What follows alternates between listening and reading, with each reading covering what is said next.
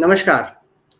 फमा लोग के सभी सम्मानित दर्शकों का फमा आइडल के इस नए एपिसोड में स्वागत, वंदन और अभिनंदन है।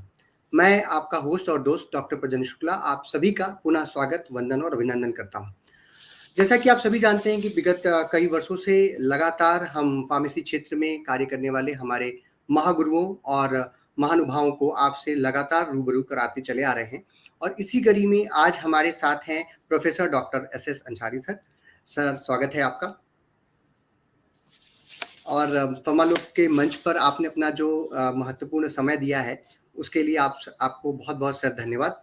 और कार्यक्रम की शुरुआत करने से पहले एक ऐसी परंपरा चली आ रही है कि आप तो किसी भी परिचय के मोहताज तो नहीं है, आपका परिचय तो सभी लोग जानते हैं, किंतु हमारे जो यंग बडीज हैं, जो अभी नए फार्मासिस्ट क्षेत्र में जो बच्चे पढ़ रहे हैं या जो हमारे दर्शक हैं, उनको आपके बारे में मैं छोटा सा आपका एक जीवन परिचय हमारे दर्शकों के साथ शेयर करने की आज्ञा चाहूंगा सर।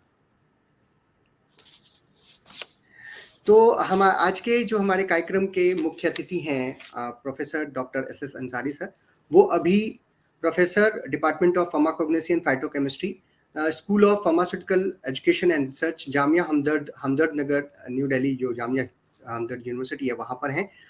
सर इसके पहले जो है एक्स डायरेक्टर और former vice chancellor Jamia Hamdard के भी रह चुके हैं। इसके अलावा dean, school of pharmaceutical education and research, Jamia Hamdard. Sir ने head of department pharmacognosy and phytochemistry के रूप में भी जामिया हमदर्द में काम किया।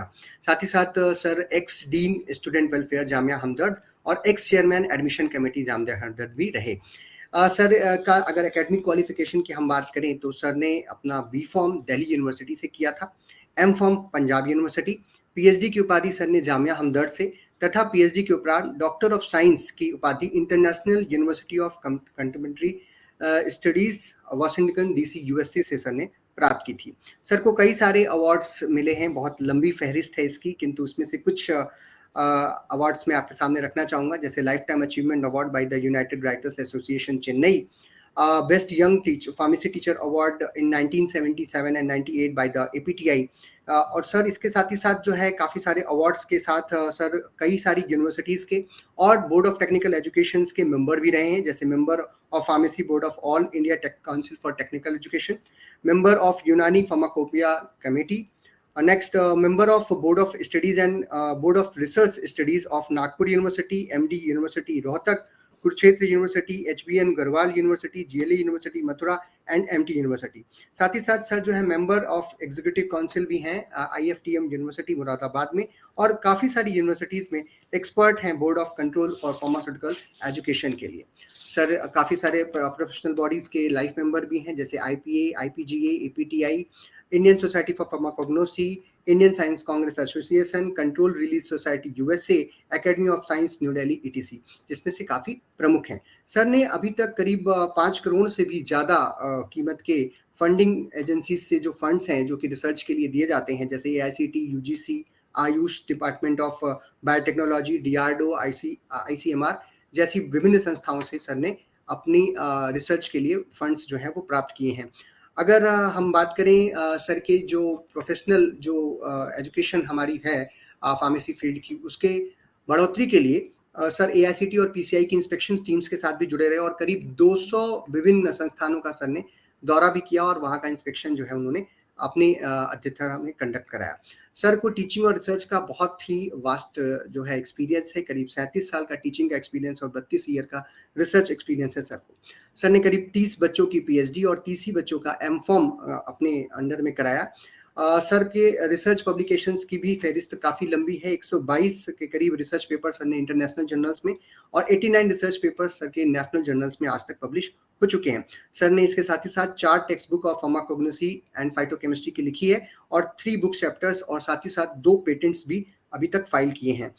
सर ने करीब 32 पेपर्स जो है इंटरनेशनली और 41 पेपर्स जो हैं वो नेशनल कॉन्फ्रेंस में प्रस्तुत भी किए हैं और करीब 50 के अराउंड लेक्चर्स जो उन्होंने एज अ रिसर्च पर्सन विभिन्न सेमिनार्स में, कॉन्फ्रेंसेज में दिया है।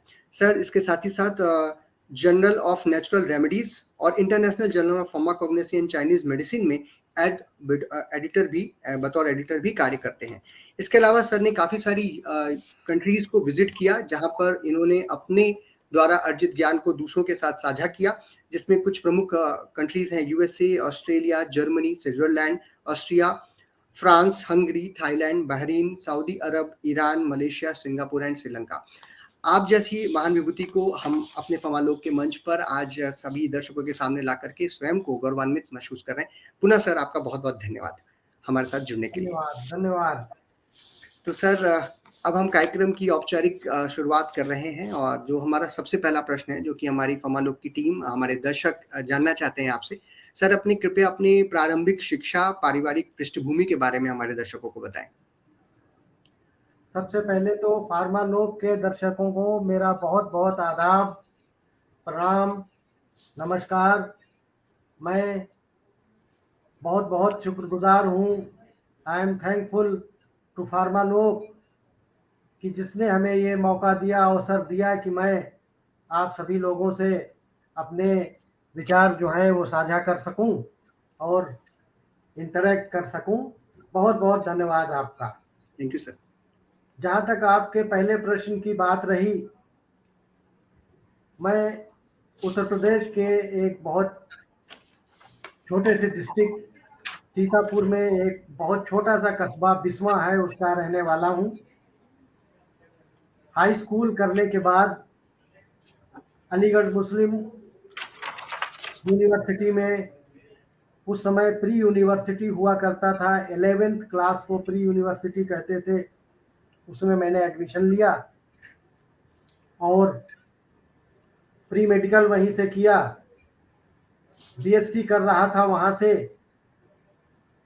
तो फार्मेसी के बारे में पता चला मुझे।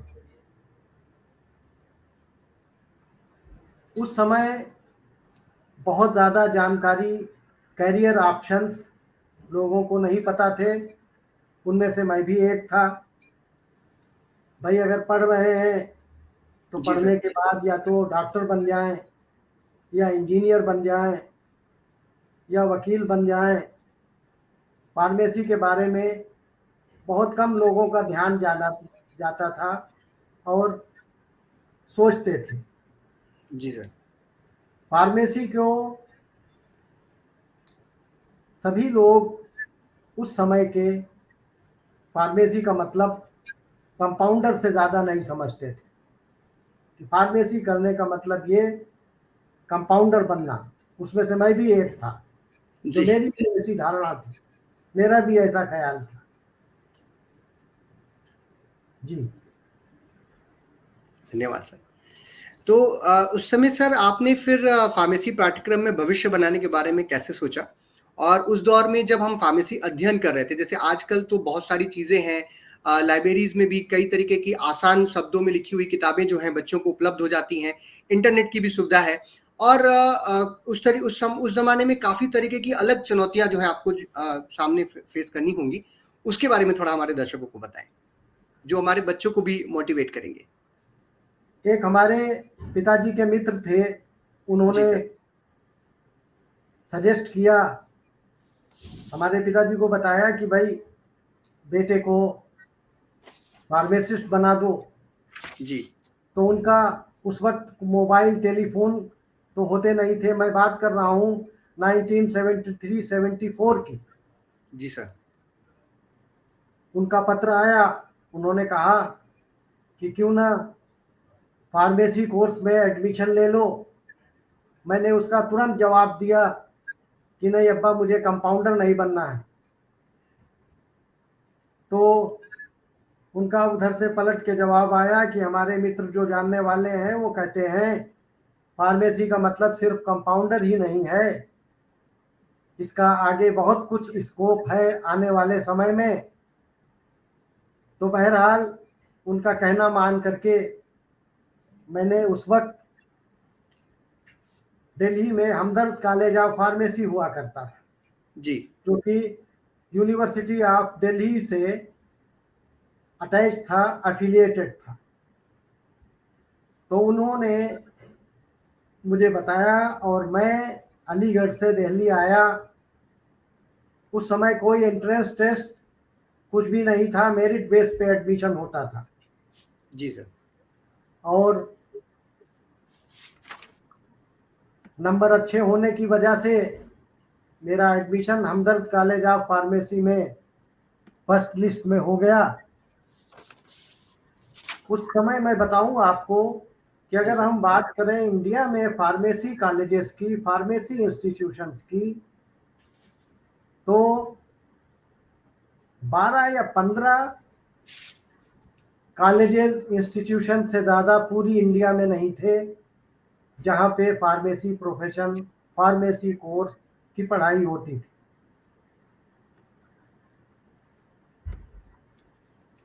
बहुत दिल्ली में एडमिशन लेने के बाद मैंने वहाँ पे बी फार्म किया। जब बी फार्म फाइनल ईयर में था तो फिर पिताजी ने कहा कि भाई ग्रेजुएशन के बाद तुम्हें नौकरी तो मिल जाएगी, लेकिन मैं चाहता हूँ पोस्ट ग्रेजुएशन तुम करो कि हायर क्वालिफिकेशन जो है कभी बेकार नहीं जाती। जी सर। अब जब हम सोचने बैठे कि एम फार्म कहाँ है, तो उस समय दिल्ली में कहीं भी एम फार्म नहीं था। अच्छा सर। जो नियरेस्ट सबसे नज़दीक इंस्टीट्यूशन था जहाँ पे एम फार्म था वो था पंजाब यूनिवर्सिटी चंडीगढ़ या LM college of pharmacy Ahmedabad. इन दोनों जगहों पे अप्लाई किया, दोनों जगहों पे एम फार्म में एडमिशन हो गया। LM college of pharmacy Ahmedabad से मेरे पास पोस्ट कार्ड आया जिसके ऊपर हाथ से गुजराती में कुछ लिखा हुआ था। अब मेरे लिए बहुत समस्या थी कि उसमें क्या लिखा है, मैं किससे पढ़वाऊं। 2-4 दिन तक परेशान रहा, कोई गुजराती पढ़ने वाला नहीं मिला। इसी बीच में पंजाब यूनिवर्सिटी चंडीगढ़ से इंग्लिश में लेटर आ गया जिसमें लिखा था कि एडमिशन हो गया है एम फार्म में, फार्माकोग्नोसी ब्रांच में। तो मेरे उस समय के प्रिंसिपल थे डॉक्टर कादरी साहब। उन्होंने कहा भाई चंडीगढ़ अच्छी जगह है, साफ सुथरी जगह है, वहाँ पे तुम एंजॉय करोगे, जाओ एडमिशन वहीं पे ले लो। तो मैं पंजाब यूनिवर्सिटी चंडीगढ़ जा करके एडमिशन मैंने एम फार्म में ले लिया। बाद में फिर वहाँ पे मुझे कोई जानने वाला मिला जो गुजराती जानता था, उसने पोस्ट कार्ड पढ़ के बताया कि LM college of pharmacy Ahmedabad में तुम्हारा फार्माकोलॉजी में एडमिशन हो गया था। अच्छा। इस तरह से मैं फार्मेसी प्रोफेशन में एंटर हुआ। और जैसा मैंने बताया कि उस समय एम फार्म खुद 10 जगहों से अगर हम काउंट करते हैं तो रफली पूरी इंडिया में 10 इंस्टीट्यूशंस से ज़्यादा नहीं थे जहाँ पे एम फार्म की पढ़ाई होती थी, मास्टर ऑफ फार्मेसी की पढ़ाई होती थी। आज हम बात करते हैं, अगर देखते हैं 1200, 1200 या 1500 के लगभग फार्मेसी इंस्टीट्यूशंस हैं। ये डिमांड और सप्लाई की बात है। जी सर। जिस चीज़ की डिमांड ज़्यादा होती उसकी सप्लाई भी ज़्यादा होती।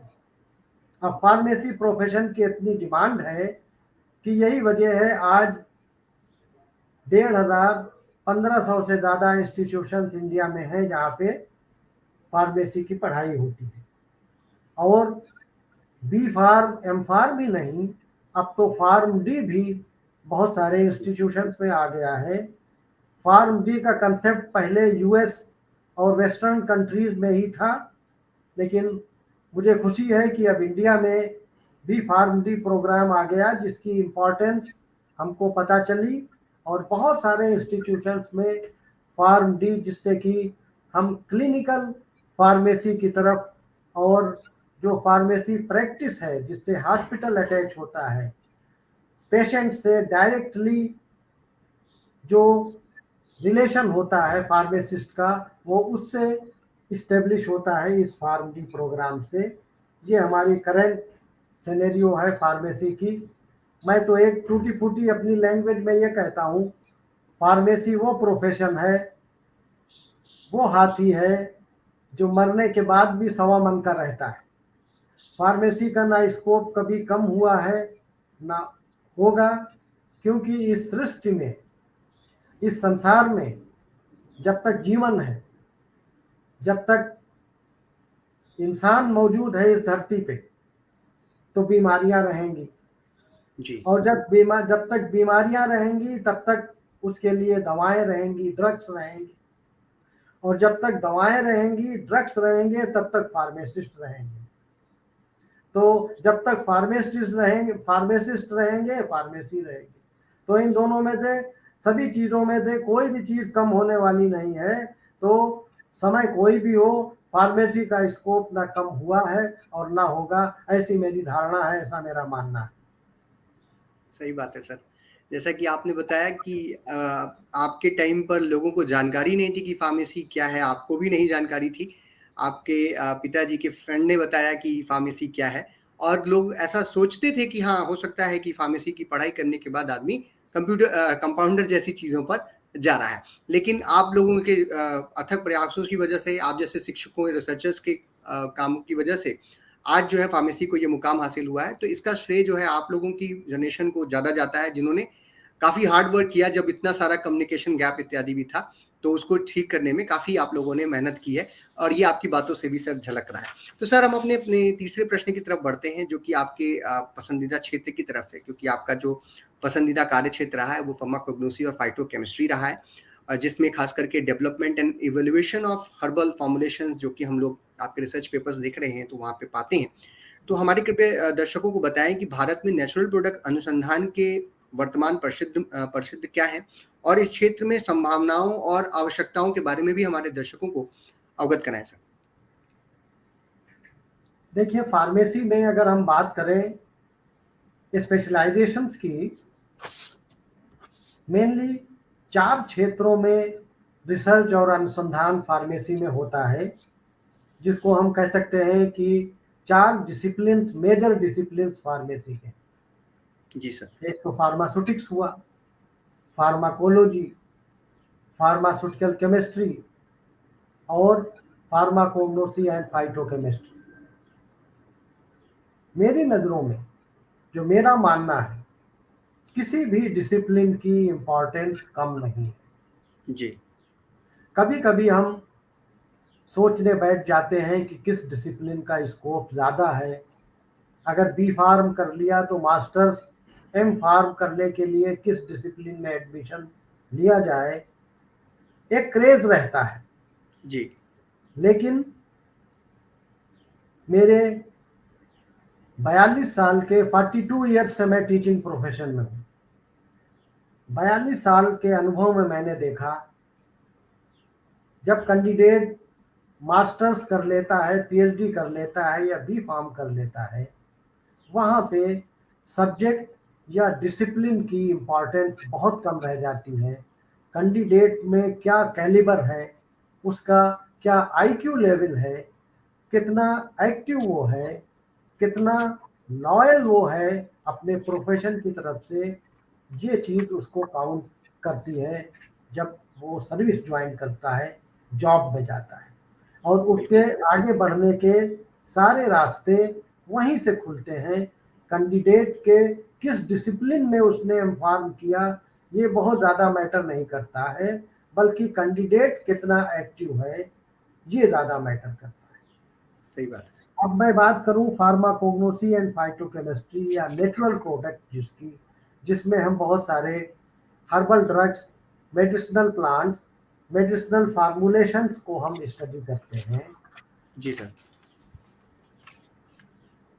ये तो बहुत सब लोगों को पता है, बताने की ज़रूरत नहीं है कि जो हमारी हर्बल ड्रग्स हैं, हर्बल फार्मूलेशंस हैं, उनके साइड इफ़ेक्ट्स, जिनको हम एडवर्स इफ़ेक्ट्स कहते हैं, बहुत कम होते हैं। जी लेकिन ये कहना कि हर्बल फार्मूलेशंस के एडवर्स इफ़ेक्ट्स बिल्कुल नहीं होते हैं, नील होते हैं, ये गलत जी है। Adverse effect, side effects herbal drugs, herbal फार्मूलेशंस के भी होते हैं, लेकिन वो एलोपैथिक मेडिसिन और सिंथेटिक ड्रग के मुकाबले में कम होते हैं। कम होते हैं। जी इसको हम कहते हैं कि ये सेफ्टी प्रोफाइल इसका थोड़ा सा ज़्यादा होता है। अब स्कोप की हम बात करें नेचुरल प्रोडक्ट्स की, आज हम अगर बीमार पड़ते हैं तो सबसे पहले हम किसी वैद्य को या किसी आयुर्वेदिक फिजिशियन को हम कांटेक्ट नहीं करते, हम सीधे एलोपैथी की तरफ जाते हैं, एमबीबीएस डॉक्टर की तरफ जाते हैं। क्यों? वजह यह है, हर मरीज, हर इंसान जल्दी से जल्दी ठीक होना चाहता है। वो चाहता है कि हमें जो परेशानी है, हमें जो बीमारी है, हमें जो तकलीफ है, वो जल्दी से जल्दी रिकवर हो जाए। ये चीज़ है हमारे एलोपैथिक सिस्टम ऑफ मेडिसिन में, क्योंकि हम उसमें प्योर ड्रग्स यूज करते हैं, प्योर जी सिंथेटिक ड्रग्स। वो हमको जल्दी से बीमारी को ठीक तो कर देते हैं, लेकिन दूसरी तरफ उनके साइड इफेक्ट्स, एडवर्स इफेक्ट जो है वो बहुत ही ज़्यादा होते हैं। एक तरफ तो वो ठीक करते हैं, दूसरी तरफ कम करते हैं। इसके अगर हम दूसरे साइड को देखते हैं, हर्बल ड्रग्स को, हर्बल फार्मुलेशन को, क्योंकि उसमें मिक्सचर होता है, वो प्योर ड्रग्स नहीं होते हैं, वो जी प्लांट के एक्सट्रैक्ट्स होते हैं, जिसमें मेन ड्रग के साथ में बहुत सारी चीज़ें, क्लोरोफिल, टैनिन्स, रेजिन्स, गम्स सब मिले हुए होते हैं। तो वो एक बाइंडिंग सी उसकी बना देते हैं मॉलिक्यूल की, जो बहुत धीरे धीरे हमारी बॉडी में रिलीज होता है। और चूंकि वो धीरे धीरे रिलीज होता है, इसलिए उसका इफेक्ट भी हमारे बॉडी में बहुत धीरे धीरे होता है। यही वजह है हर्बल फार्मुलेशन, हर्बल ड्रग्स जो हैं, उनको किसी बीमारी को ट्रीटमेंट के लिए, ठीक करने के लिए लंबे समय के लिए लेना पड़ता है। जी लेकिन उसका फायदा यह है, उसके साइड इफेक्ट्स जो हैं वो बहुत कम होते हैं। अब हमारी हर्बल मेडिसिन्स, हर्बल फार्मुलेशंस बहुत ज़्यादा प्रचलित इसलिए नहीं है क्योंकि इनके ऊपर रिसर्च नहीं हम अभी तक कर पाए। जी रिसर्च से मेरा मानना यह है, किसी भी हर्बल फार्मुलेशन की 3 सबसे इंपॉर्टेंट चीज़ें होती हैं। उसकी क्या क्वालिटी है, नंबर 1, क्या इफिकेसी है, और क्या उसकी सेफ्टी है। क्वालिटी जो है हर्बल मेडिसिन की इस्टेब्लिश करना एक बहुत ही चैलेंजिंग जॉब रहा है साइंटिस्ट के सामने, और आज भी है। स्टैंडर्डाइजेशन और क्वालिटी स्टैंडर्ड जैसे शोध के कार्यों के बाद हम कुछ हद तक क्वालिटी को इस्टेब्लिश कर पाए हैं। अब एक ही प्लांट अगर नॉर्थ इंडिया से कलेक्ट किया जाता है, उसके कॉन्स्टिट्यूएंट्स की जो क्वांटिटी है वो अलग होती है। वही प्लांट अगर हम साउथ इंडिया से ले लें, या वेस्ट बंगाल से ले लें, या इधर हम वेस्टर्न रीजन से ले लें, प्लांट एक ही है, लेकिन उसके कॉन्स्टिट्यूएंट्स की जो क्वांटिटी है, परसेंटेज है, वो अलग अलग रहेगी। यही जी वजह है कि हम क्वालिटी उसकी इस्टेब्लिश नहीं कर पाते। अंग्रेजी दवाओं में क्या है, एलोपैथिक मेडिसिन में अगर कोई पैरासीटामॉल 500 मिलीग्राम की टैबलेट है, उसको हम सेट प्रोसीजर है, 10 मिनट के अंदर हम उसको एनालाइज कर लेंगे कि उसमें 500 ग्राम मिलीग्राम पैरासीटामॉल प्रेजेंट है या नहीं है। जी जी हर्बल में ऐसा नहीं है, उसमें काफ़ी मेहनत करनी पड़ती है, और बहुत देर के बाद पता चल पाता है कि इसमें कौन कौन सी चीज़ें इसके एक्सट्रैक्ट में हैं। वो भी सारी नहीं पता चल पाती, जो मेन कॉन्स्टिट्यूएंट्स है वो पता चल पाते हैं। जी सर यही वजह है कि हर्बल मेडिसिन की पॉपुलैरिटी जो है एलोपैथिक मेडिसिन के मुकाबले में कम है। और जिस फार्मूलेशन की हम क्वालिटी, एफिकेसी और सेफ्टी, सेफ्टी मीन्स उसकी टॉक्सिसिटी कम है या ना के बराबर है, इसको हम इस्टेब्लिश कर पाते हैं, वही फार्मूलेशन हमारी वेस्टर्न वर्ल्ड में एक्सेप्टेबल कहलाती है, वो एक्सेप्ट होती है। और यूरोपियन कंट्रीज हम बात कर लें, या यूएसए की बात कर लें, चाइना की बात कर लें, कहीं की भी बात कर लें, वहाँ पे जब तक ये हमारे 3 parameter herbal formulation, herbal medicine के स्टेब्लिश नहीं होते हैं, तब तक वो कंट्रीज जो डेवलप्ड कंट्रीज हैं वो कोई भी फार्मूलेशन एक्सेप्ट नहीं करते। सही बात है, क्योंकि कई बार जो है ऐसी चीज़ें निकल करके आती हैं कि हर्बल फॉर्मुलेशंस जो हैं वो क्यों आगे नहीं बढ़ पा रहे हैं। लेकिन जैसा आपने कहा कि इनकी क्वालिटी कंट्रोल और स्टैंडर्डाइजेशन के ऊपर ध्यान देने की ज़रूरत है। तो हमारे जो यंग माइंड्स अभी जो फार्माकोग्नोसी और फाइटोकेमिस्ट्री में कार्य कर रहे हैं, वो इस क्षेत्र पर ज़रूर ध्यान देंगे आपकी बात सुनने के बाद, और ये बिल्कुल सही बात है सर। सर, हमने देखा आपके पूरे शुक्ला जीवन जी, के। मैं बीच में इंटरप्ट करूंगा। जो जी सर। आपने बताया, जो हमारे यंग साइंटिस्ट हैं जी। उनके लिए बहुत बड़ी अपॉर्चुनिटी है, जी। क्योंकि मैं इस फील्ड में जैसे बताया कि पिछले 42 साल से कार्यरत हूँ। जी। हमारे बहुत सारे मित्र, हमारे बहुत सारे स्टूडेंट्स, जानने वाले, वो अक्सर ये सोचते हैं, कहते हैं सर आप ये तो कहते हैं कि हर्बल ड्रग के ऊपर रिसर्च करो, रिसर्च किस चीज़ पे करें, क्या जी। करें? रिसर्च की प्रॉब्लम ढूंढना अपने आप में एक बहुत बड़ी प्रॉब्लम है। जी अगर सर। कोई पीएचडी स्टूडेंट कर रहा है कि वो कौन सी रिसर्च प्रॉब्लम सिलेक्ट करे, ये भी एक प्रॉब्लम है। तो मैं एक बहुत सिंपल सा तरीका बताता हूँ कि हमारी बहुत सारी फार्मूलरीज हैं। आयुर्वेदिक फार्मूलरी, जी। यूनानी फार्मूलरी, होम्योपैथिक फार्मूलरी, इन सब फार्मूलरीज में फार्मूलेशंस मेंशन हैं, और वो फार्मूलेशन मेंशन है जो टाइम टेस्टेड है। जैसे कि आयुर्वेदिक फार्मूलरी में या यूनानी फार्मूलरी में सैकड़ों, कई सौ फार्मूलेशंस हैं। वो पिछले 50-60 साल से हमारे एंसिस्टर्स उसको यूज करते आए थे। उसमें जब कोई साइड इफेक्ट्स नहीं पाए गए और वो बीमारी को ठीक करते रहे अच्छे ढंग से, तो उनको फार्मूलरी में इंक्लूड कर लिया गया। अब उन्हीं फार्मूलेशंस को अगर हम पिक कर लें, सपोज कोई एंटी डायबिटिक फार्मूलेशन है, उसको हमने ले लिया, उस फार्मूलेशन को स्टैंडर्डाइज कर दें, उसकी क्वालिटी हम इस्टेब्लिश कर दें। एफिकेसी, एफिकेसी मतलब वो कहाँ तक इफेक्टिव है। अगर फार्मूलरी कहती है कि एंटी डायबिटिक है, तो उसकी वाकई साइंटिफिकली एंटी डायबिटिक एक्टिविटी उसको हम प्रूव कर दें, जी और सर। उसकी टॉक्सिसिटी हम बता दें कि हाँ ये टॉक्सिक प्रोफाइल इसका बहुत लो है, टॉक्सिसिटी नहीं है। ये अपने आप में एक पीएचडी की रिसर्च की प्रॉब्लम बन गई। तो सही अगर बात है हम सर। जोड़ के देखें, हजारों फार्मूलेशंस हैं, तो 1000 प्रॉब्लम बिल्कुल सामने तैयार रखी हैं, जिनके ऊपर काम करना है या किया जा सकता है। अभी जी। सर आपने थोड़ी देर पहले कहा था कि एमफॉर्म की जो ब्रांचेज हैं, हमारी स्पेशलाइजेशंस जो हैं, उनसे बहुत ज़्यादा फर्क नहीं पड़ता। और जो ये हर्बल आजकल जो रिसर्च चल रही है, जैसे आप बता भी रहे हैं, तो अभी हम लोग भी अपने आसपास देख पाते हैं कि यही शायद एक फील्ड है जो कि ये ब्रांच के और स्पेशलाइजेशन के बीच के सभी तरीके के जो गैप्स उनको दूर करती है। फार्मास्यूटिक्स वाले लोग भी जो है वो हर्बल फॉर्मुलेशंस लेकर के और उनसे जो है वो डोजेस फॉर्म में कन्वर्ट कर रहे हैं।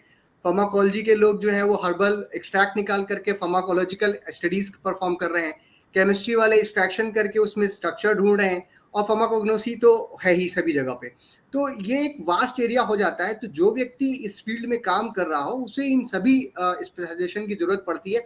ऐसा हम लोगों को एकदम सामने से ही दिखाई दे रहा है, और आपसे बात करके एकदम क्लियर भी होता है कि ये इतना इसमें समय भी देने की जरूरत है और ध्यान देने की जरूरत है। और आपने जो नए लोगों को बताया कि आपको कहाँ से टॉपिक्स मिलेंगे, कहाँ से आपको अपना आइडिया मिलेगा, रिसर्च आइडिया, वो सर हमारे सभी दर्शकों के लिए काफ़ी गैर तलब होगा, और बहुत ही अच्छे तरीके से वो उसको ध्यान दें, तो शायद वो अपना कार्य अच्छे तरीके से कर सकते हैं। सर, इसी चीज़ को, जैसे आपसे बात करके नई चीज़ें जो है निकल करके आ रही हैं, उसी से जुड़ा हुआ हमारा प्रश्न है।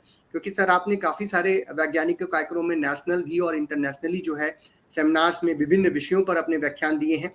सैकड़ों रिसर्च पेपर आपने प्रकाशित किए हैं। जो भी मैं दर्शकों को बता रहा था वो 200 से भी ज़्यादा हैं। तो सर हमारे दर्शकों को बताएं कि जब हम कोई चीज़ सीख लेते हैं, जो हमारे टीचर्स हैं, जो भी आगे चल करके टीचर्स बनने वाले हैं, बच्चे जो हैं, या कई लोग हैं जो कि अच्छा कार्य कर रहे हैं, तो अपने कार्य को, अपने सीखे हुए ज्ञान को दूसरों तक बेहतर तरीके से पहुंचाने के लिए एक अच्छा वक्ता, एक अच्छा लेखक होने की जरूरत पड़ती है। तो सर ये कैसे कर सकता है कोई व्यक्ति? देखिए शुक्ला जी, जैसा मैंने बताया, आजकल इंटीग्रेटेड रिसर्च का ज़माना है, जी सर। Collaborative research. जैसा कि आप खुद सहमत हैं कि अगर हम प्लांट्स की बात करें, नेचुरल प्रोडक्ट की बात करें, हर्बल मेडिसिन की बात करें, तो हर डिसिप्लिन में, चाहे वो फार्मास्यूटिक्स हो, फार्माकोलॉजी हो, फार्मास्यूटिकल केमिस्ट्री हो, सभी लोग किसी न किसी रूप में प्लांट का यूज़ कर रहे हैं। जी सर।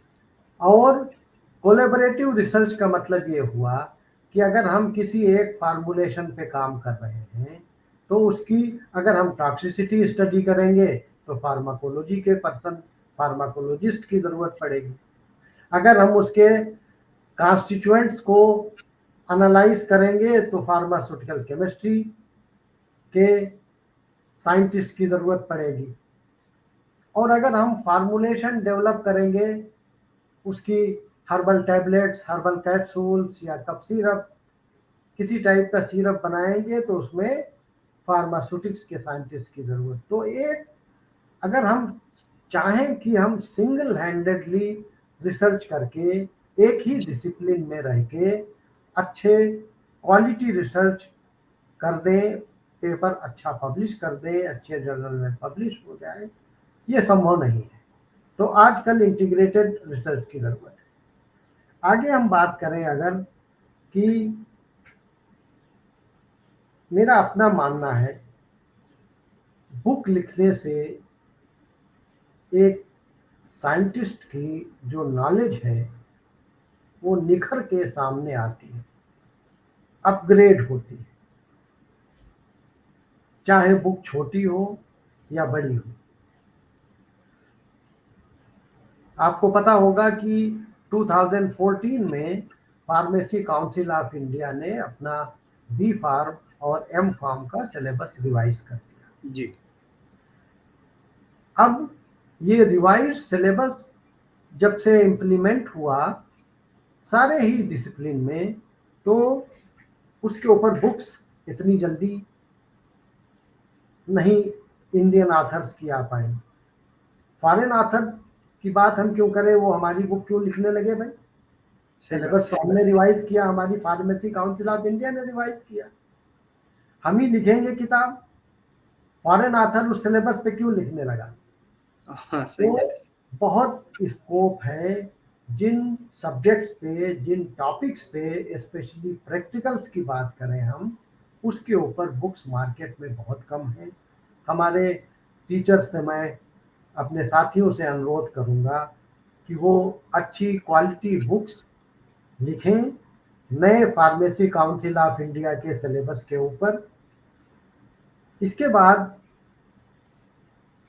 एक होता है स्टाफ डेवलपमेंट प्रोग्राम, SDF। जी। बहुत सारी गवर्नमेंट की एजेंसीज स्टाफ डेवलपमेंट प्रोग्राम के लिए फंड्स देती हैं, ऑर्गेनाइज किए जाते हैं 1 वीक, 2 वीक या 3 वीक्स के लिए। स्टाफ डेवलपमेंट प्रोग्राम का पर्पस सिर्फ ये है कि हमारे वो साथी जो टीचिंग प्रोफेशन में हैं और एक लंबा समय वहाँ पे व्यतीत कर चुके हैं, जो कुछ उन्होंने पढ़ा था उसमें अब बहुत काफ़ी अमेंडमेंट हो गया है, डेवलपमेंट हो गया है, तो वो अपने नॉलेज को अपडेट करें। जो रिसेंट डेवलपमेंट्स हुए हैं उनको सीखें, फिर वो अपने स्टूडेंट्स को उसको बता सकते हैं। अगर हमारे जैसे टीचर्स जिन्होंने 40 साल पहले फार्मेसी पढ़ा था, अगर अपनी नॉलेज को हम अपडेट नहीं करेंगे, जो कुछ हमने 40 साल पहले पढ़ा था अब तो वैसा नहीं है, बहुत काफ़ी नहीं। डेवलप, बहुत काफ़ी बिल्कुल बदल चुका है। बिल्कुल।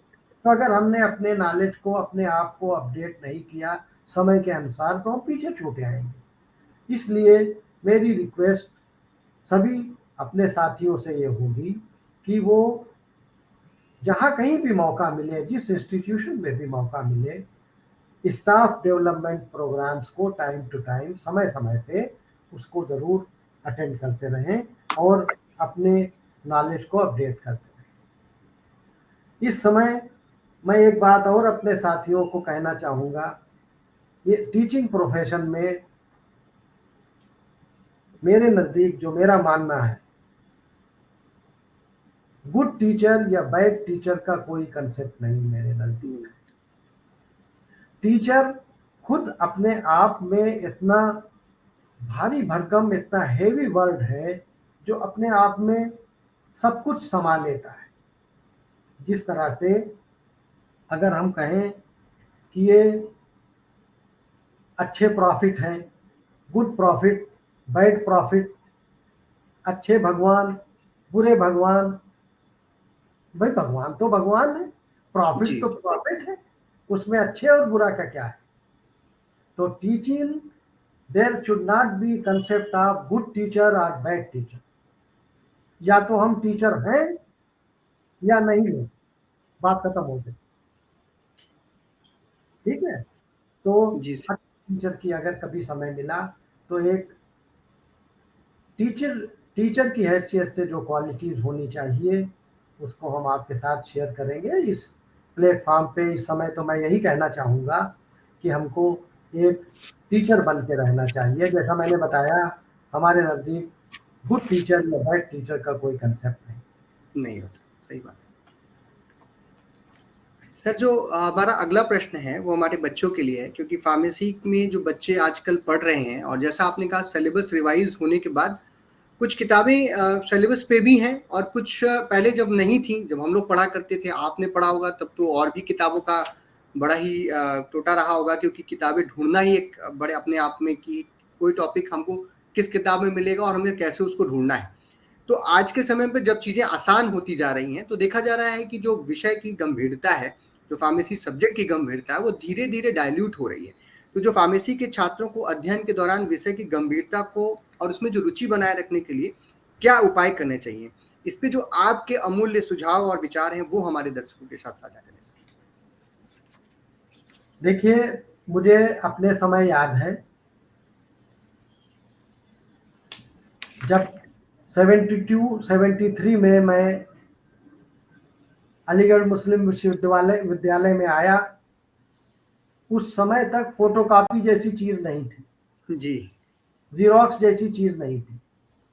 उसके 5-6 साल के बाद जीरोक्स मशीन आई और उसमें भी वो राई के दाने डाल के और इंक डाल के, पाउडर इंक, एक पेपर की फोटो कॉपी करने में कम से कम 6 या 7 मिनट का समय लगता था। आज हम अगर कंपेयर करते हैं, इंटरनेट है हमारे पास, सिंगल क्लिक से सारी इंफॉर्मेशन अवेलेबल है। हर चीज हमारे हाथ में है, मोबाइल के फॉर्म में। जी हम कहीं भी हों, चाहे कॉलेज में हों, चाहे यूनिवर्सिटी में हों, घर पे हों, ट्रेवल कर रहे हों, हर वक्त हमारे हाथ में, बगैर कोई समय बर्बाद किए हुए हमें सारी इंफॉर्मेशन मिल जाती है। स्मार्ट क्लासरूम्स भी अवेलेबल हैं जिसमें स्मार्ट राइटिंग बोर्ड्स अवेलेबल हैं, एलसीडी प्रोजेक्टर्स, लैपटॉप, ये सब चीज़ें हैं। लेकिन मैं आप सभी लोगों से मेरा अनुरोध है, मैं ये कहना चाहूँगा, क्लासरूम का कोई सब्स्टिट्यूट नहीं। जी सर। आज तक मेरा मानना है क्लासरूम टीचिंग, क्लास के अंदर जाकर के क्लास अटेंड करना और वहाँ पे जो face to face interaction teacher और स्टूडेंट का होता था और जो आई कांटेक्ट्स होते हैं, उसका सब्स्टिट्यूट चाहे वो एलसीडी प्रोजेक्टर हो, चाहे मोबाइल हो, चाहे स्मार्ट क्लासरूम हो, कोई भी डिवाइस हो, मॉडर्न से मॉडर्न, लेटेस्ट से लेटेस्ट, उसका सब्स्टिट्यूट नहीं है, उसका कोई वही है। अगर ये सब उससे अच्छे होते तो अब तक सारी यूनिवर्सिटीज़ सारे कॉलेजेस, सारे एजुकेशनल इंस्टीट्यूशंस जिनके ऊपर लाखों करोड़ रुपए गवर्नमेंट खर्च करती है, वो सब बंद हो गए होते हैं। जी सर, भाई बिल्कुल। जब सब चीज इंफॉर्मेशन अवेलेबल है इंटरनेट पे, तो यूनिवर्सिटी किस लिए, कॉलेज किस लिए, सब सारी पढ़ाई डिस्टेंस मोड से हो रही होती। लेकिन ऐसा नहीं है। जी, टेक्निकल और प्रोफेशनल कोर्सेज में खास करके जहाँ पे प्रैक्टिकल ओरिएंटेड कोर्सेज हैं, तो वहाँ पे जो पढ़ाई है वो अब भी क्लासरूम और लैब में जब तक नहीं जाएंगे तब तक वो चीज़ संभव नहीं है। मैं अपने स्टूडेंट से हमेशा ये कहता हूँ, भाई तुमको बहुत सारे लोग मिल जाएंगे ये बताने वाले कि अगर तुम दिन में एक दिन में 2 घंटे पढ़ोगे तो बहुत अच्छा रहेगा। कोई कहेगा नहीं नहीं 2 कम है भाई, 3 घंटे पढ़ो, कम से कम 3 घंटे तो रोजाना पढ़ना ही पड़ेगा। कोई कहेगा नहीं भाई ये भी कम है, 4 घंटे कम से कम पढ़ना चाहिए, तब तुम अच्छे नंबर ला सकते हो पास। मेरा कहना यह है, जो मेरा मानना है कि बगैर पढ़े हुए एग्जाम में पास होना, चाहे पढ़ो या ना पढ़ो, पास होने की गारंटी मैं लेता हूं। जी, तुम्हें कोई फेल नहीं कर सकता। और वो फार्मूला क्या है वो मैं बताता हूँ, आपसे शेयर करता हूँ। हमारे यंगस्टर्स, हमारे स्टूडेंट्स, मैं सभी से ये मुखातिब हूँ, उनकी तरफ मैं तवज्जो चाहता हूँ। अगर आप एग्ज़ाम में बगैर पढ़े हुए पास होना चाहते हैं तो मेरे फार्मूले पे ध्यान रखें, ध्यान दें। अगर अटेंडेंस आपकी किसी भी सब्जेक्ट में 90% या उससे ज़्यादा है, 90% से कम नहीं है, तो कोई सवाल नहीं पैदा होता कि उस सब्जेक्ट में कोई आपको फेल कर दे। फेल कर सही बात है सर। ये मेरा मानना है। अब अगर 90% अटेंडेंस के साथ 1.5 से लेके 2 घंटे तक हमने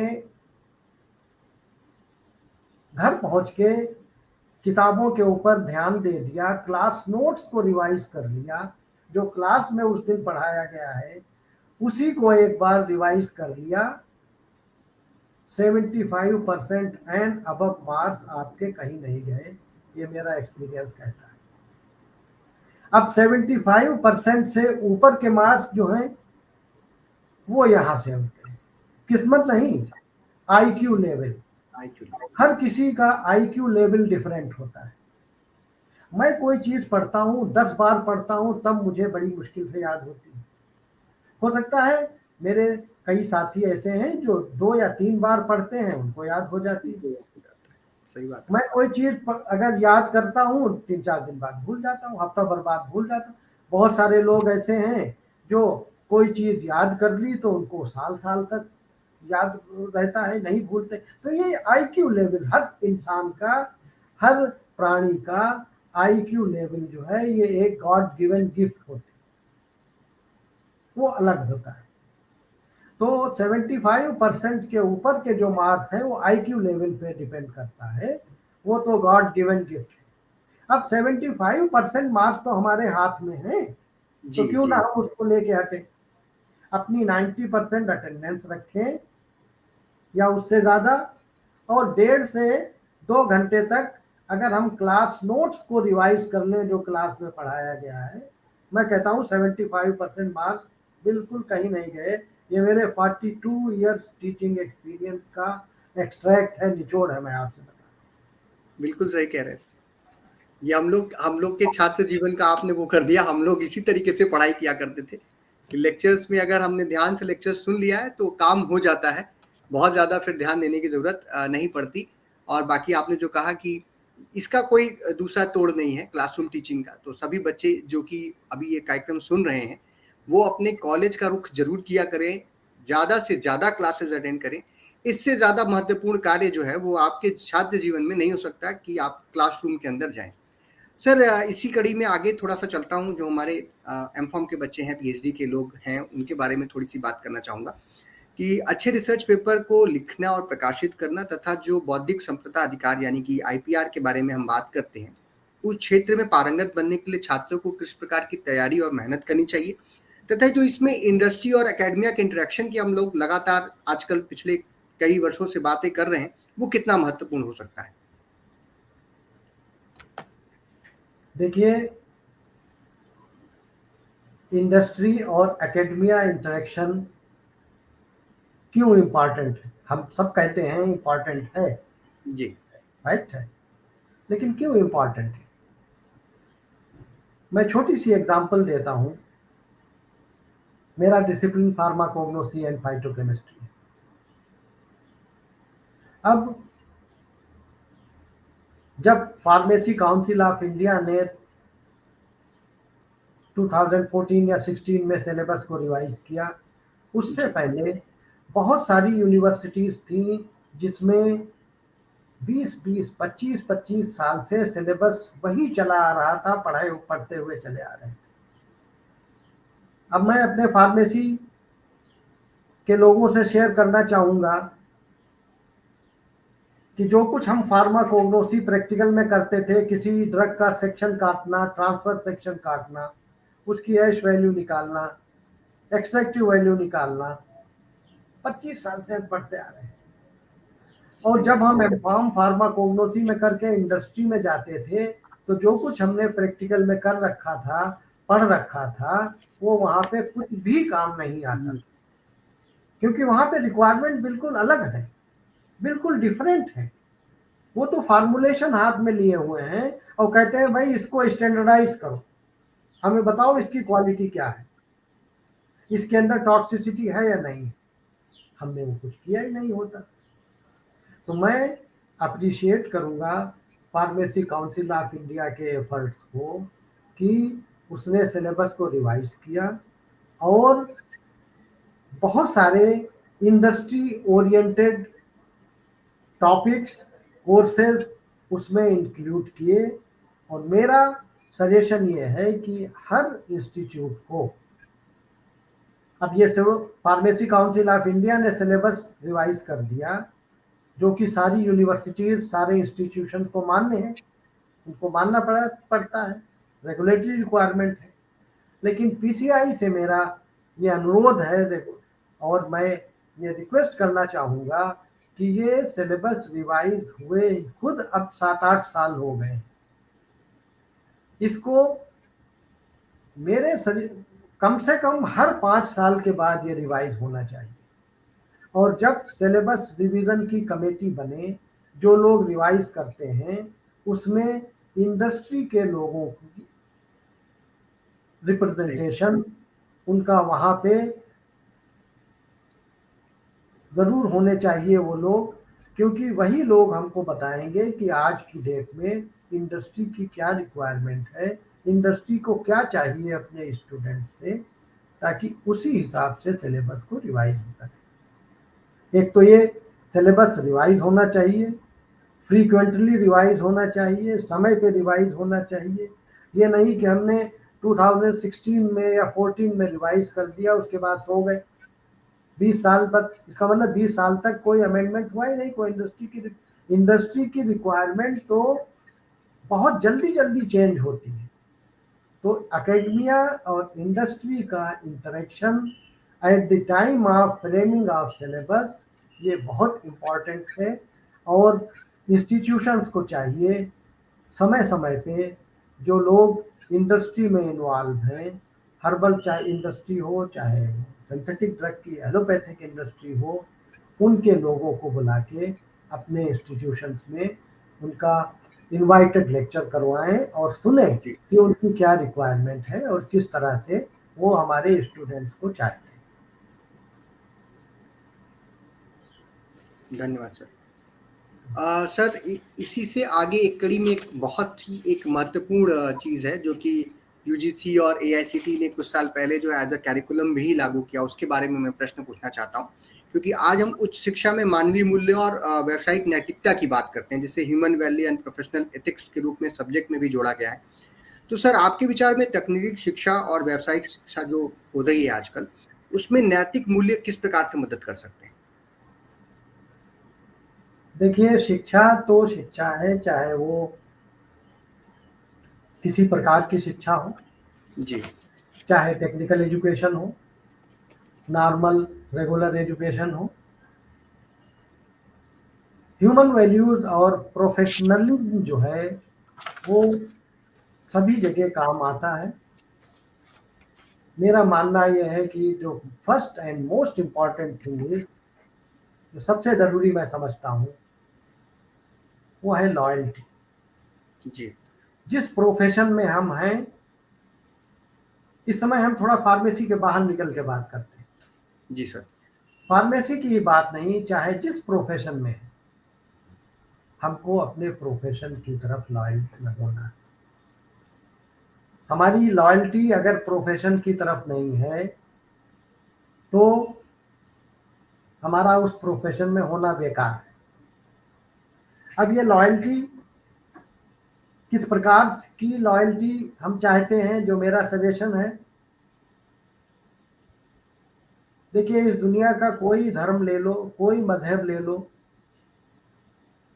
कभी भी किसी धर्म ने, किसी मजहब ने हराम की खाने की नहीं बताई। जी हराम सर। और हलाल समझते हैं ना। जी जी जी। हर मजहब कहता है कि अपनी रोजी और रोटी को हलाल करके हम खुद खाएं, अपने बच्चों को खिलाएं, अपने परिवार को खिलाएं। मैं टीचर हूं तो एक टीचिंग प्रोफेशन से लिमिटेड ही बात करूंगा। एज ए टीचर हमारी रोजी रोटी कब हलाल होगी? हमको पैसे, जो रोजी रोटी मिलती है, ब्रेड एंड बटर, जिससे हम अपनी परिवार का पेट पालते हैं, वो किस बात के मिलते हैं? वो हमको पढ़ाने के मिलते हैं, जी टाइम पे, समय पे क्लास लेने के मिलते हैं, पूरे समय के लिए क्लास लें इस बात के मिलते हैं। हम टीचर्स हैं, अगर 4 घंटे का या 3 घंटे का प्रैक्टिकल है और उसमें जा करके अगर हम 2 घंटे के बाद प्रैक्टिकल क्लास के बाहर निकल आए, तो ये हमने उसकी ह्यूमन वैल्यूज और प्रोफेशनलिज्म हमारे अंदर कहाँ रहा? सही बात है। इसके आगे और बढ़ता हूँ कि जब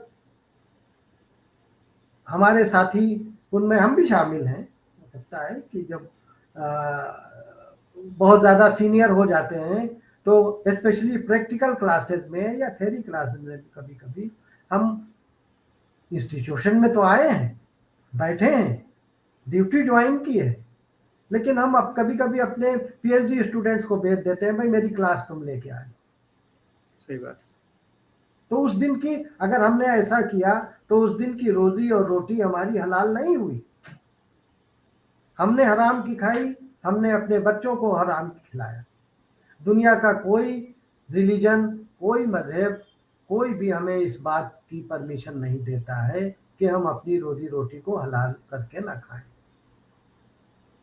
तो ये मेरा सभी से अनुरोध है कि जो इथिक्स है हमारे प्रोफेशन की, हम चाहे जिस फील्ड में हो, टीचर ही नहीं, हमारी जो, जब तक हम अपनी ड्यूटीज को पूरी तरह से अंजाम नहीं देंगे, उनको नहीं करेंगे, तो उसमें फिर वो ह्यूमन वैल्यूज कुछ नहीं रही और प्रोफेशनलिज्म भी बिल्कुल नहीं रहा। सही बात है। बहुत बहुत बढ़िया बात बताई सर आप। सर आप इतने वर्षों से, अगला प्रश्न है हमारा कि फार्मेसी क्षेत्र के अध्ययन, अध्यापन, रिसर्च में लगे हुए हैं, साथ ही साथ आपने जो है वो गाइडेंस का भी काम किया। इतने वर्षों से अनवरत इन काम को आप करते आ रहे हैं और आज भी आप कह रहे हैं कि क्लासरूम में जाना और टीचिंग करना हमारा परम कर्तव्य है। तो हम अपने छात्र छात्राओं को और इस समाज को लगातार आपने लाभान्वित भी किया। तो वो कौन सी ऐसी चीज है जो आपको सदैव प्रेरित रखती है, ऊर्जावान रखती है, वो हमारे दर्शकों को बताएं।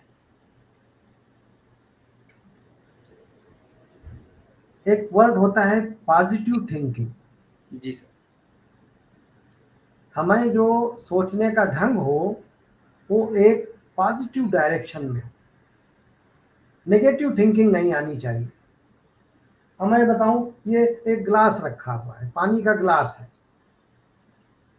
ये आधा भरा हुआ है। मुझसे कोई पूछे ये क्या है, मैं कहूंगा ये एक गिलास है जो कि आधा पानी से भरा हुआ है। दूसरा आदमी किसी से पूछे दिखा करके, कोई कहे ये क्या है, तो वो ये कह सकता है कि ये एक गिलास है जो कि आधा पानी से खाली है। जी। दोनों लोग अपनी अपनी जगह पे सही हैं।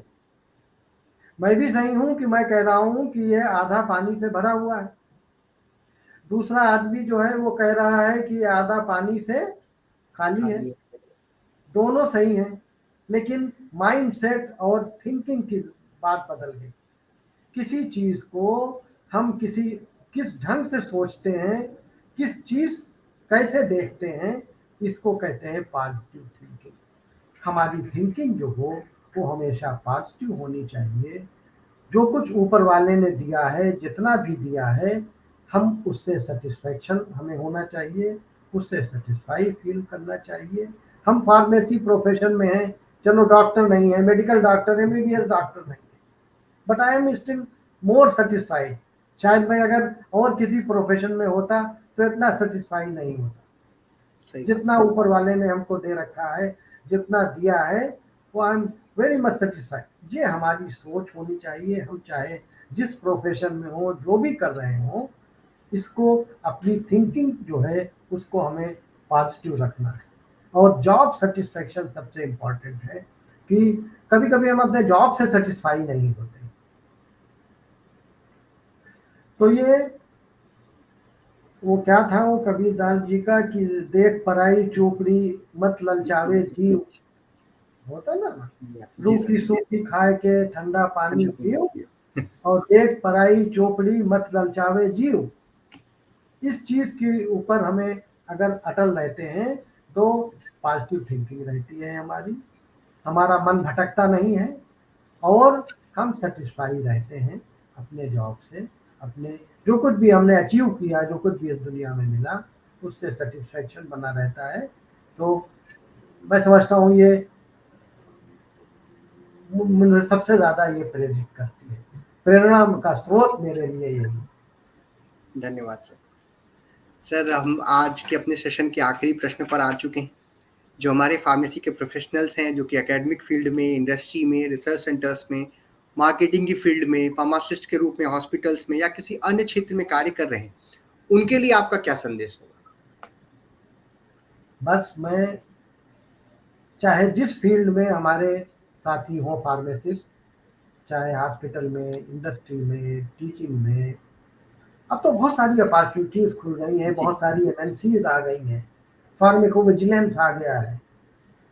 किसी भी फील्ड में मैं अपनी बात दोहराऊंगा जो मैं पहले भी कह चुका हूँ कि हमें अपने प्रोफेशन से लॉयल्टी बरतनी है। We have to be loyal to our profession. जहाँ पे हम जिस फील्ड में काम कर रहे हैं, अगर हम उसमें लॉयल नहीं हैं तो फिर हमारा वहाँ पे रहना बेकार है। और हमारे स्टूडेंट्स जो हैं, अगर वो सुन रहे हैं, तो मैं फिर अपनी दूसरी बात को ये रिपीट करूँगा कि उनकी लॉयल्टी कैसे बनती है। मैंने अपनी लॉयल्टी तो बता दी है, टीचर भाई हम क्लासेस लेना है, ये करना है। स्टूडेंट्स कहेंगे भाई हम तो पढ़ने आते हैं, हमारी क्या लॉयल्टी है। तो तुम्हारी लॉयल्टी हमारे स्टूडेंट्स की लॉयल्टी ये है कि you have to be loyal to your parents. वो पेरेंट्स जिन्होंने तुम्हें बड़ी आशाओं के साथ पढ़ने के लिए भेजा है। अब तुम घर से चले, अगर उस दिन सारी क्लासेस अटेंड नहीं की जो कि टाइम टेबल में है, जो हुई, तो फिर वो लॉयल्टी तुम्हारी कहाँ गई। इसका मतलब ये हुआ you are not loyal to your parents. जिस चीज के लिए वो तुम्हारे ऊपर पैसा, समय सब निछावर कर रहे हैं, अगर तुमने वही नहीं किया तो लॉयल्टी कहाँ गई। तो स्टूडेंट के लिए मेरा ये अनुरोध है उनसे, उनको एक मार्गदर्शन मेरी तरफ से ये है कि वो उनको लॉयल रहना है अपने पेरेंट्स की तरफ से। और जब वो अपने पेरेंट्स की तरफ से लॉयल रहेंगे तो जाहिर है जिस चीज़ के लिए वो इंस्टीट्यूट में, कॉलेज में आते हैं, क्लासेस अटेंड करेंगे, चाहे वो थ्योरी हो या प्रैक्टिकल हो, जब तक सारे क्लासेस नहीं अटेंड हो जाएंगे उस दिन के, तब तक उस दिन की उनकी लॉयल्टी ड्यू नहीं होगी, लॉयल्टी नहीं बनेगी। हमारे बहुत सारे टीचर्स देख रहे होंगे इस प्रोग्राम को, उनसे मेरा अनुरोध है कि वो टीचर बन के रहें।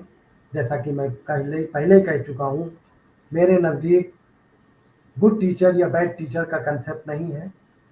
एक टीचर अपने आप में एक ऐसा गरिमा का वर्ड है। टीचर की अपनी गरिमा एक अलग होती है।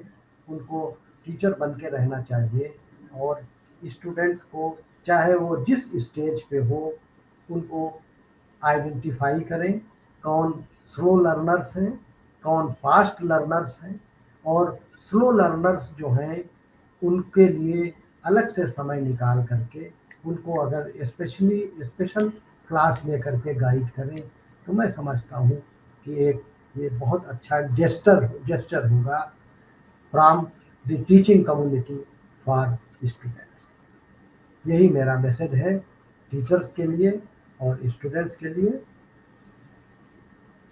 धन्यवाद सर। आपके द्वारा जो भी प्रश्नों के उत्तर दिए गए बहुत ही अच्छे तरीके से दिए गए, और आपके साथ जो ये सेशन मैंने भी किया, इसको हमारे दर्शक देखेंगे और वो बहुत ही ज़्यादा लाभान्वित होंगे, ऐसा मेरा मानना है। आपने अपना अमूल्य और महत्वपूर्ण समय हम लोग को दिया। आज इस व्यस्त अपने समय से आपने हमारे लिए समय दिया, हमारे अनुरोध को आपने स्वीकार किया, तो हमारे दर्शकों के लिए काफ़ी लाभदायक साबित हो रहा है। और उसके लिए आपको सर पुनः बहुत-बहुत धन्यवाद पूरी फमा लोग की टीम की तरफ से। मैं अभी अपने सभी सम्मानित दर्शकों को भी धन्यवाद देना चाहता हूँ कि वो हमारे साथ जुड़ रहे हैं और इस तरीके के कार्यक्रम हम आपके साथ लेकर के आ रहे हैं। सर, इस कार्यक्रम के जो हमारे प्रेरणा स्रोत हैं, हमारे जो कोऑर्डिनेटर साहब हैं मिस्टर अमित झा जी, और हमारे जो सीनियर डॉक्टर संतोष वर्मा सर हैं, उनको भी मैं यहाँ से धन्यवाद देना चाहूँगा। हमारे जो कोऑर्डिनेटर हैं, टेक्निकल कोऑर्डिनेटर मिस्टर आशीष झा जी, उनको भी मैं बहुत-बहुत धन्यवाद देना चाहूँगा, और हमारे सभी फमा लोग टीम के मेंबर्स, जिनकी वजह से ये कार्यक्रम जो है वो सफल हो पाया, उनको भी बहुत-बहुत धन्यवाद देना चाहूँगा। सर, आपको पुनः बहुत-बहुत धन्यवाद कि आपने हमारे साथ। मैं बहुत-बहुत धन्यवाद करता हूँ फार्मा लोग और उसकी सारी टीम का, स्पेशली शुक्ला जी का, जो मुझे अवसर दिया कि मैं आपके सामने आके अपने कुछ विचार रख सकूं, और जो कुछ मैंने सीखा इन 42 ईयर्स में, 42 सालों में, वो आपसे साझा कर सकूं, आपसे शेयर जी कर सर। सकूं। थैंक यू, धन्यवाद, सभी लोगों का बहुत-बहुत धन्यवाद। सर, अंत में आपसे 2 शब्द जो है आशीर्वचन के चाहिए हमारी टीम फमा लोग के लिए। मेरा आशीर्वाद हमेशा है, और मैं धन्यवाद। आज के अलावा जब कभी भी आप याद करेंगे मुझे अपने साथ पाएंगे, और मेरा आशीर्वाद हमेशा फार्मा लोग के साथ बना। धन्यवाद।